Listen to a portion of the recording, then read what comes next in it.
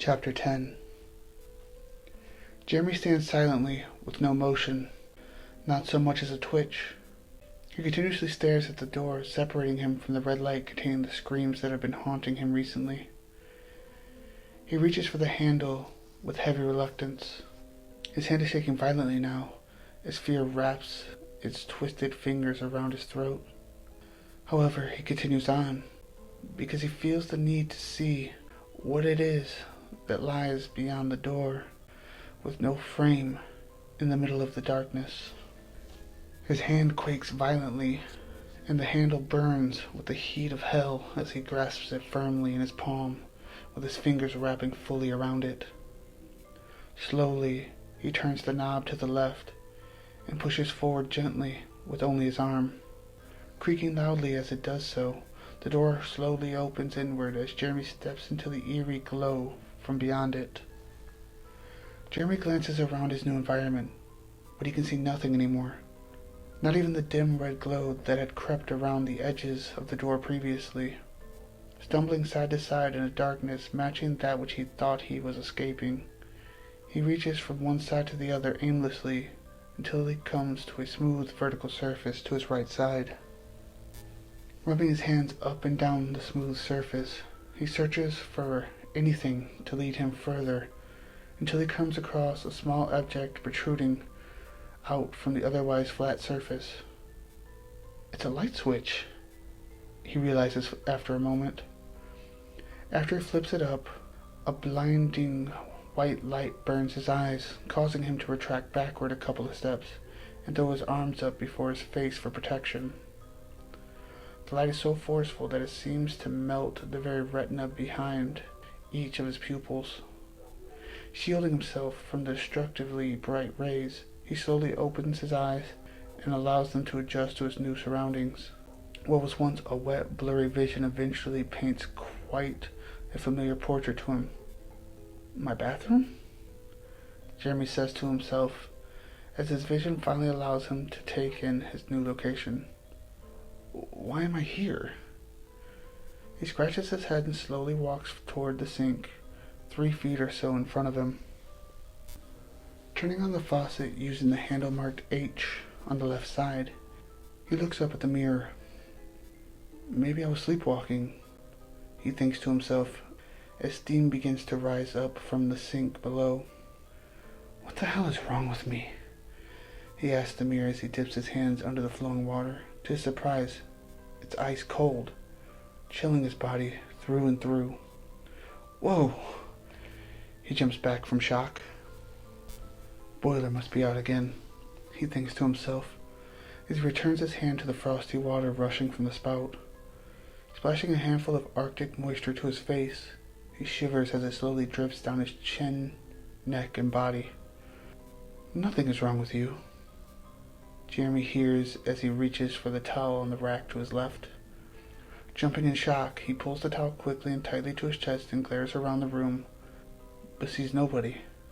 His body trembling, he dries all the water from himself and inhales and exhales quite deeply. I really am losing it, he says as he places the towel back on the rack. Turning back to the mirror, he firmly places his palms on the counter, resting most of his weight on his hands. He leans in and stares his reflection in the eyes. You're losing it, man, he says, slouching his shoulders and shaking his head. Get it together, he continues to himself.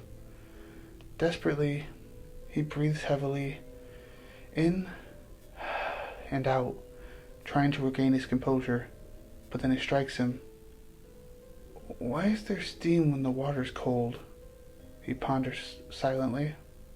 As he does this, he keeps his eyes still locked on the eyes of the reflection, feeling something is off. The movement of the reflection seems off slightly, delayed a little from his own. Moving closer, he turns his head slightly to the left, and the eyes of the reflection blink. You're not losing it, the reflection speaks to comfort him. Jeremy jumps back in fear, falling to the floor with a thunderous force, and quickly scrambles backward toward the door. He reaches up for the handle with his eyes still glued to the reflection staring back at him from the mirror across the room. Searching blindly for the handle, he cannot seem to get a grasp. His hand just flops around side to side, up and down, but comes across absolutely nothing. He finally breaks eye contact with the mirror and looks up to see that there is no handle to be grabbed anymore. Looking back at the mirror once more, he hastens to his feet, with his back sliding up the immovable door. "Calm down, Jeremy." The reflection speaks again, holding his hands out in innocence, trying to calm Jeremy's nerves. As Jeremy stares at his reflection, not knowing what to think, he continues to search for a way to open the door. In panic, he begins banging against the door, but it won't budge. And as he screams out, he realizes there is nobody who will be able to come and save him now. After much time trying, finally he gives up and just stands, staring at the mirror. "Come closer. We have much to discuss." The reflection calmly beckons of Jeremy. It uses its hand to motion Jeremy closer toward the mirror. Smiling gently, the reflection tells Jeremy that everything is okay. Jeremy shakes his head at first, but with the reflection's continuous requests, he eventually finds himself reluctantly inching forward toward the mirror. He does, however, stop before getting too close. "Who are you?" he asks the mirror, standing in a very defensive position. His feet are spread for balance, and his arms are tense and ready to be raised for offensive or defensive use at a moment's notice. "Calm down," the reflection replies. "I am a friend," he continues as he moves closer to the surface of the mirror. "In fact, I may be the best friend you will ever have." The reflection speaks with a smile on its face disappearing and one of concern taking its place instead. "I know life hasn't exactly been going great for you recently, Jeremy," he says with a frown.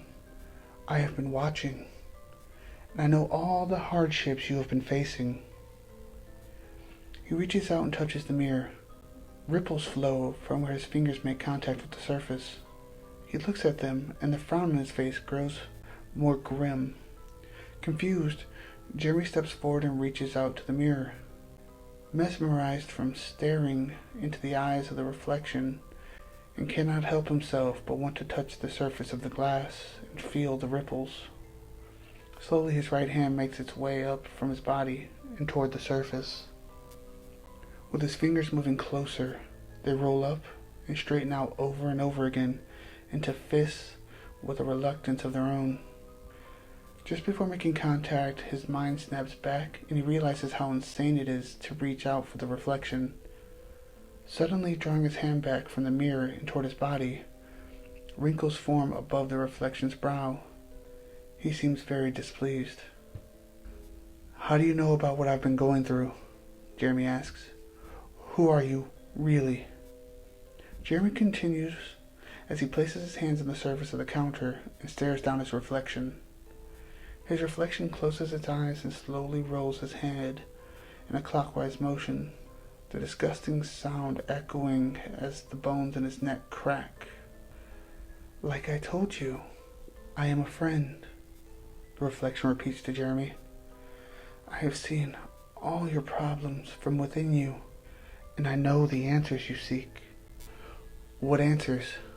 Jeremy questions the mirror. "What do you know?" Jeremy asks the reflection with suspicion, with his voice raised, nearly shouting to the glass before him. "Whoa, Jeremy. There is no need for anger here." The reflection throws up its hands in innocence once more. "I am here to help you," he continues on, once again trying to comfort Jeremy. A calm look now over his face. He smiles again. "Don't you want to know what your father's been up to recently?" Jeremy closes his fists in rage. He can feel his body temperature raising with the level of his anger. "My father is dead," he states fiercely into the mirror. "So all he's been up to is rotting in the ground and feeding the maggots," he says as he turns away from the mirror, trying to hide his pain.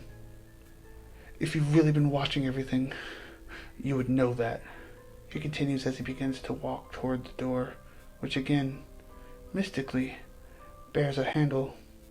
Jeremy reaches out to open the door when he hears the voice coming from behind.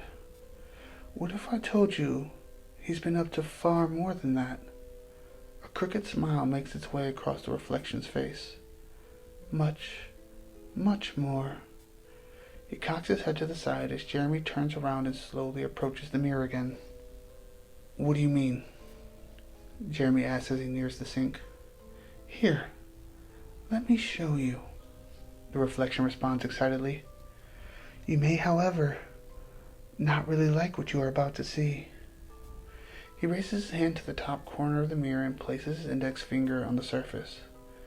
As he stares directly at Jeremy, never lifting his gaze, he drags his finger to the bottom opposing corner at an uncomfortably slow speed. The ripples all glow and bounce into one another, painting a portrait of havoc across the reflective pool. Wait, what do you mean by that? Jeremy asks as the ripples begin to clear.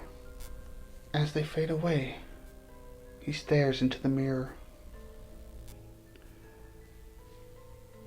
Thank you for listening. If you're enjoying the story and how it's going, please subscribe so you can get every chapter as it comes through. Discuss in the comments, plot threads, and where you think the story's going. Share with anybody you think might find it interesting. Until then, I'll see you next video.